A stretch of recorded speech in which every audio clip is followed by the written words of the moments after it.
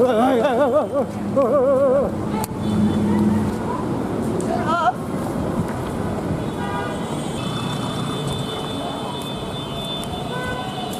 mengetahui ada razia, para pengamen ondel-ondel ini langsung lari saat melihat para petugas.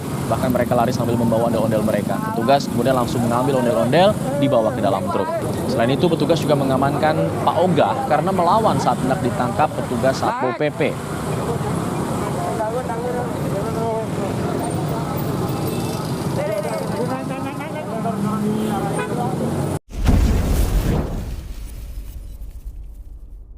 Nitya mau mengundang ada Bang Rifki Albani. Bang Rifki ini orang yang paham bener nih tentang budaya Betawi. Soalnya dia punya sanggar, dia punya banyak ondel-ondel juga. Tuh baru tahu juga ternyata ondel-ondel ini bisa rusak kan? Iya bisa dong. Kan karena di kalau jalan. dipikir, oh iya sih. Iya dong. Kan nggak dalam bubble wrap. Tapi tanya ke Bang Rifki deh. Bang Rifki berarti house business bagaimana akhir-akhir ini gitu kan sampai yang muncul artikelnya tadi Bang Rifki ternyata lebih banyak untuk menservis ondel-ondel. Jadi gini, saya merasa nggak nyaman karena memang ondel-ondel itu sebenarnya harus terlihat yang mewah.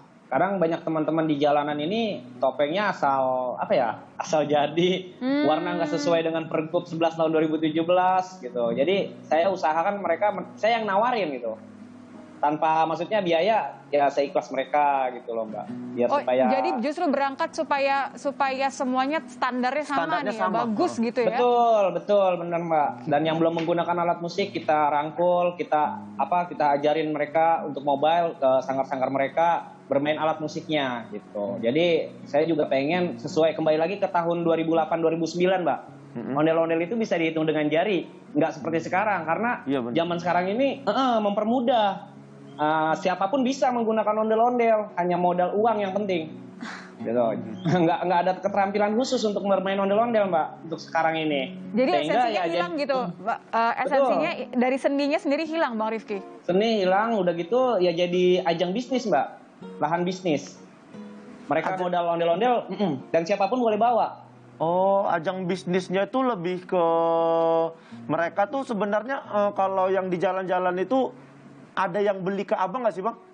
Kalau kita nggak Mbak, selama ini Mas, kalau misalkan beli untuk ngamen gitu ya, kita selama ini belum pernah ada. Karena yang pertama cara saya mencegah pengamen itu harganya kita buat semahal mungkin. Dengan standarisasi ada price listnya gitu kan. Jadi kita dari situ mencegahnya. Untuk topeng ya udah beda gitu. Jadi mereka hanya nyari di marketplace beberapa shop online yang memang harganya itu drastis sangat menurun. Berapa kalau untuk harga aslinya berapa, Bang? Kalau harga aslinya untuk yang standar di jalan itu di kami itu 4,5 juta Mbak sepasang. Wow. Satu pasang. Kalau yang sekarang satu pasang. Kalau yang sekarang ini boleh dilihat ratusan ribu Mbak. Yang dipakai ngamen di jalan itu hanya ratusan ribu dan banyak yang nggak standar ya Bang ya? Bukan nggak standar lagi, udah innalillahi Mbak. Wah. Udah jauh gitu ya Bang Rifki ya. Itu siapa sih saat ini yang ngejual-jual yang tidak standar gitu sekarang makin banyak atau gimana sih Bang? Bukannya itu harusnya ada hukuman untuk orang yang ngejual-jual seperti itu? Nah itu dia sangat disayangkan kita tidak punya tata tertib sih Mas. Dalam artian tata tertib cara bermain ondel-ondel harus disahkan. Ondel-ondel itu yang benar itu seperti apa, itu disahkan gitu. Dalam artian kalau memang tempat ya kita memang harapkan. Dari dulu itu kita udah ketemu Pak Kasat Pol PP Pak Jaripin di hari Kamis tanggal 13 Februari 2020 bersama Dinas Kebudayaan. Kita menunggu hasil kesepakatannya, yaitu tentang penempatan para seniman ondel-ondel di berbagai tempat rekreasi di DKI Jakarta, dan sampai saat ini malah hanya penertibannya aja yang berlangsung gitu. Tapi solusinya nggak berjalan bersamaan. Tapi kalau untuk penertibannya sebenarnya setuju gitu. Kalau saya setuju, tapi kan setujunya itu di sini ada di notulen rapat bersama Dinas Kebudayaan. Masih dipegang dan bersama LKB juga. Benar. Pak Arifin juga, saya tanda tangan juga di sini. Pertama kali ketemu Pak Kasat Pol PP ini udah tanda tanganin. Terus ada Ingup 45 juga tentang pengembangan berekosistem berkesenian dari Pak Gubernur. Berapa banyak sih Pak Arifin, maaf Bang Rifki saya potong, saya kembali ke Pak Arifin. Berapa banyak sih Pak yang sudah ditertibkan? Iya itu tadi Bang Rifki kan udah tadi katakan bahwa kita memang setahun sebelumnya ya melakukan koordinasi untuk membahas permasalahan model ini. Memang kita belum secara maksimal mendorong bagaimana penggunaan ondel-ondel itu di tempat-tempat yang kita gunakan, karena memang juga kita pahami suasana kita di pandemi COVID ya.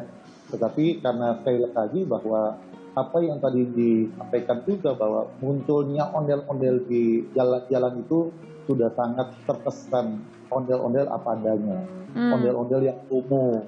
Kemudian tidak menimbulkan atraksi seninya, cuma jalan. Gitu. Yang sekecil dulu ondel-ondel itu bisa nari-nari, bisa lompat sana, lompat sini. Ini hanya jalan aja sambil ngemis kan.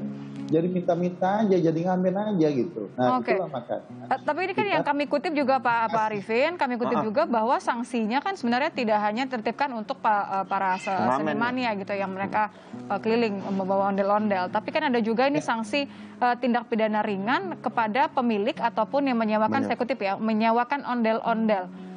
Benar ya, seperti ini, Pak Arifin? Memang kita kepada si pengguna ya yang menggunakan ondel-ondel untuk mengamen itu, kita memberikan edukasi bahwa ini dilarang. Tetapi kita lebih mengarah kepada pemilik ondel-ondelnya yang menyewakan ataupun meminjamkan ataupun pemilik daripada ondel-ondel itu yang kemudian kita panggil untuk diingatkan tidak lagi menggunakan ikon ondel-ondel untuk mengamen seperti yang selama ini ditujukan. Nah, kalau mengacu pada ketentuan sanksi di dalam Perda Ketertiban Umum, ya, Perda Ketertiban Umum itu diatur di pasal 40 Perda 8 2007 bahwa salah satu bentuk mengamen itu memang dilarang. Boleh saya tanya juga, udah ada belum pemilik atau penyewa yang udah disanksi sampai saat ini? Oh belum, kita masih memberikan satu edukasi. Nah, ya. Kalau seandainya mereka sudah ketangkap nih, sanksinya apa sih Pak kira-kira Pak? Ya, untuk yang menggunakan kalau sudah diingatkan, ya tidak menggunakan lagi dia berulang, maka ada peran di situ dinas sosial untuk melakukan pembinaan terhadap mereka. Kemudian bagi pemilik itu bisa dikenakan terhadap sanksi ketertiban umum, yaitu sanksi tipiring. Tindak pidana ringan itu ada ancaman sanksi pidana dendanya, ya pidana kurungannya.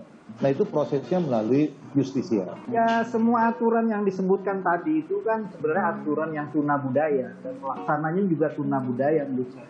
Bayangin aja ini kan ranah kebudayaan dan DKI baru saja memisahkan antara pariwisata dan budaya. Tapi suara yang kita dengar di publik urusan kebudayaan ini yang ngurus Satpol PP sama Dinas Sosial kan. Itu gimana coba orang Satpol PP bicara kebudayaan dan menggunakan referensi masa kecilnya dia?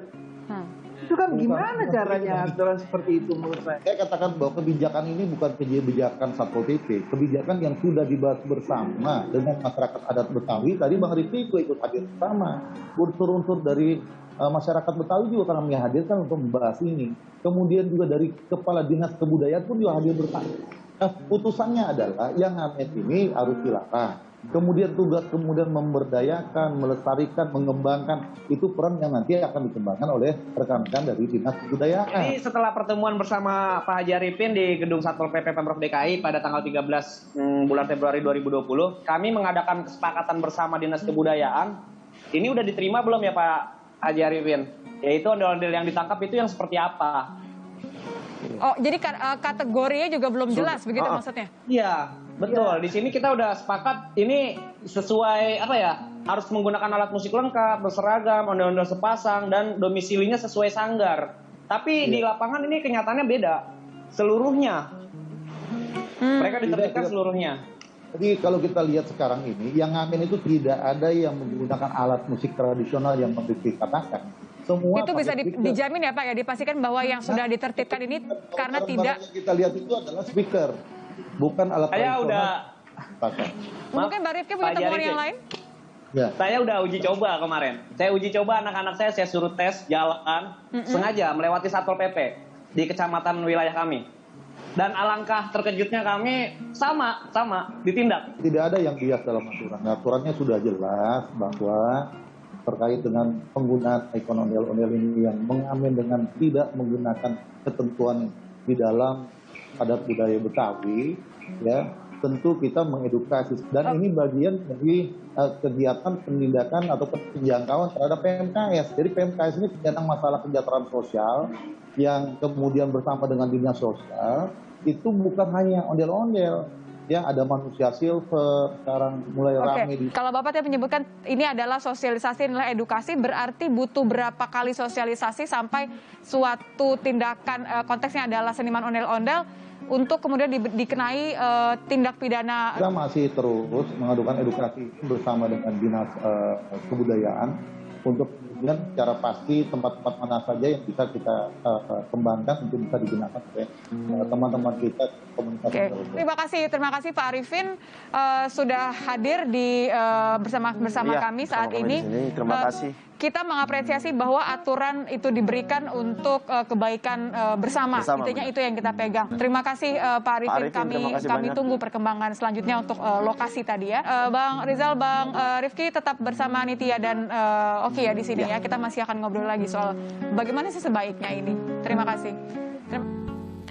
Tadi kan Kak Nitya udah nanya ke Pak Yahya nih tentang, sebenarnya nih ada pertanyaan lagi, Pak Yahya ini sebenarnya merasa senang atau enggak nih kalau seandainya kebudayaan Betawi muncul di tengah kota lagi tapi tidak sesuai standar? Dari Pak Yahya sendiri gimana? Sedih. Pak Yahya sedih. Saya sebagai orang Betawi yang Sunggal Sari itu Saban Hari atau Saban tiap hari bersentuhan dengan kesenian dan kebudayaan Betawi pada umumnya, ya saya sangat sedih dong melihat kenyataan kondisi faktual seperti itu yang menghinakan kearifan lokal dan merendahkan diri orang yang bersangkutan. Saya kepengen siapapun yang tampil membawa kesenian apapun ke pentas yang orang bisa longok, orang bisa lihat, bisa nyengir, bisa ketawa, bisa senyum. Itu adalah kesenian yang bersih, yang cakep, yang sesuai dengan pakem, yang membahagiakan, yang setiap kita memandang dia ada rasa cinta, ada rasa hormat. Jadi kesenian itu adalah pintu masuk bagaimana kita memahami ideologi kebetawian atau pada pembicaraan saat ini kearifan itu yang bisa kita ketahui. Jadi melalui pintu ondel-ondel kita bisa melihat dalamnya bagaimana masyarakat Betawi mewariskan segala sesuatu yang terkait dengan bagaimana melanjutkan hidup ini sehingga hidup ini menjadi mulia. Jadi kalau dia merendahkan diri, tidak menghormati dirinya sendiri, membawakan kesenian kita, itu sepertinya saya teriris-iris. Kalau orang Betawi bilang itu mendelu-delu saya sudah. Jadi kalau saya menangis itu menggelosor ke tanah. Tapi kan Pak, jadinya jadi banyak nih Pak, orang-orang yang tadinya nggak tahu jadi tahu seperti itu Pak. Enggak, kesenian Betawi dari dulu udah banyak orang tahu. Bahwa kemudian kemudian pemahaman mereka nggak tahu karena memang ada ketidakadilan terhadap bagaimana kesenian Betawi dan kebudayaan Betawi pada umumnya berada di tengah-tengah kota metropolitan ini. Kan nggak semua orang suka pada kesenian Betawi, nggak semua orang meminati dia supaya dia dikenal kembali. Edukasi sebagai yang kita inginkan itu bisa terjadi lagi nggak seperti itu. Jadi kalau saya simpulkan Pak Yahya sarannya adalah ya harus tampil yang serius, harus sesuai dengan pakemnya, tidak boleh merendahkan mereka-mereka inilah yang tanda kutip memiliki hak untuk tampil kembali di jalanan karena memang hakikatnya ondel-ondel ya mereka keliling gitu ya di jalan gitu. Saya ke Bang Rifki. Bang Rifki, dengan aturannya memang ya mau tidak mau ya suka tidak suka aturannya sudah ada. Pertanyaannya kan adalah bagaimana supaya bisa ketemu nih, supaya kualitas tetap terjaga, tetap berasa aset, tapi tidak ada yang main disingkirkan saja gitu. Ya kalau menurut saya sebagai pelakunya ya pelaku langsung gitu. Dan saya juga kalau dibilang mantan turun di jalanan bawa ondel-ondel ya memang iya. Gitu. Tapi kalau misalkan buat ketentuannya sih yang benar-benar harus sah gitu. Kalau memang ada perdanya ya perdanya dibuat peraturan jadi nggak siapapun yang menyalahgunakan. Kategorinya jelas gitu tadi ya. Betul, kategorinya jelas benar kalau kata Bang Yahya tuh kalau misalkan oknum. Ya memang benar oknum. Saya sudah benar-benar sering ngobrol dengan mereka. Maksudnya kalau ketemu di jalan, kami cari tahu ada apa sih sebenarnya. Ya karena itu targetnya. Yang penting gue bersetoran. Mau apapun caranya, mereka harus setoran gitu. Jadi dituntut untuk setoran sehingga ya apapun kondisinya ya dia mereka lakuin. Benar. Yang penting dapat uang lah gitu. Oke, jadi value-nya justru malah hilang begitu ya, malah jadi tidak terasa sebagai seni lagi. Solusinya gimana sih, saya tanya ke Bang Janji Rizal deh. Solusinya jadi gimana? Tadi kita kan sempat ngobrol, apakah mungkin kalau dibuat saja jalur ya khusus, jadi kodratnya untuk tetap keliling itu tetap ada bisa. gitu kan, nggak serta-merta hanya dilokalisir aja gitu. Tapi kan pertanyaannya berarti di jalan yang mana? Apakah trotoarnya sudah cukup bagus? Jadi PR-nya banyak gitu. Tapi itu bisa jadi salah satu solusi kah? Ya menurut saya hal pertama yang dilakukan, urusan ini urusan kebudayaan, jangan serahin sama Satpol PP dan dinas sosial begitu. Jadi ya. jangan tindak dulu tapi edukasi Artinya stop dulu razianya, lalu bangun pengetahuan tentang ondel-ondel untuk menentukan apa itu ondel-ondel, bagaimana dia bergerak seperti apa di ruang yang mana, di ruang publik apa begitu ya. Kemudian menyusun sebuah program edukasi. Jadi menurut saya seniman-seniman yang dianggap buruk ini kita lihat seperti kata Mbak tadi, bukan sebagai beban tapi sebagai kesempatan. Bagaimana kebudayaan Betawi itu berasa dimiliki oleh banyak orang dan menjadi ruang berkah bagi banyak orang. Tapi juga kita harus paham bagaimana melekatkan mereka pada tradisi ondel-ondel itu supaya jangan menjadi seperti yang Bang Yahya bilang gitu. Gue orang Betawi tapi ngaku ondel-ondel dari planet mana? Uranus, Neptunus atau Pluto gitu. Jadi antara kita kan nggak tahu tradisinya sebenarnya apa ondel-ondel itu. Kemudian karena kita nggak tahu, maka ada tindakan baru meledaknya ondel-ondel yang mungkin itu kreasi. Kemudian kita merespon jangan sampai seperti orang kalap begitu loh. Saya melihat ini jadi khawatir terulang lagi peristiwa tahun 1950 itu gitu ya. Karena kesempatan untuk lihat ondel-ondel itu bangkit atau kemudian Betawi itu bangkit mengisi ruang publik bersaingan dengan ikon-ikon kesenian Korea, Amerika, Jepang itu kan jarang terjadi begitu, dan itu tanpa ada dukungan pemerintah, lembaga kebudayaan atau sponsor, mereka hidup dari tengah kota itu.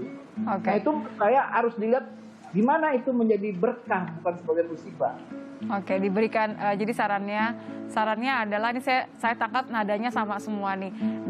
Diberikan waktu, diberikan tempat, Edukasi dahulu. diberikan diberikan niat dan hati begitu yang penuh bahwa melihatnya bukan sebagai beban tapi sebagai aset, karena ya budaya itu kan adalah aset kita gitu, yang memang butuh waktu dan energi untuk memastikan dia berada di tempat yang tepat begitu ya. Konteksnya dalam ini adalah ondel-ondel memang sejarahnya ya keliling di tengah-tengah kota. Bagaimana ini tidak mengganggu siapapun dan tidak merendahkan martabat dari seniman. Ondel-ondel ini sendiri kan. Betul. Terima kasih karena sudah bergabung bersama Nitya dan juga Oki membahas ondel-ondel. Kita harus nantikan, berarti kritikannya sudah disampaikan ke Satpol PP. Mudah-mudahan kita akan dengar nanti hal-hal yang ditagih sama Bang Rifki ya. Ada jawabannya cepat supaya tidak ada lagi yang biasa dan lain-lain. Iya benar kan, Bang Rifki tadi jadi korban salah tangkap kan Bang, kalau dipikir. Enggak bisa.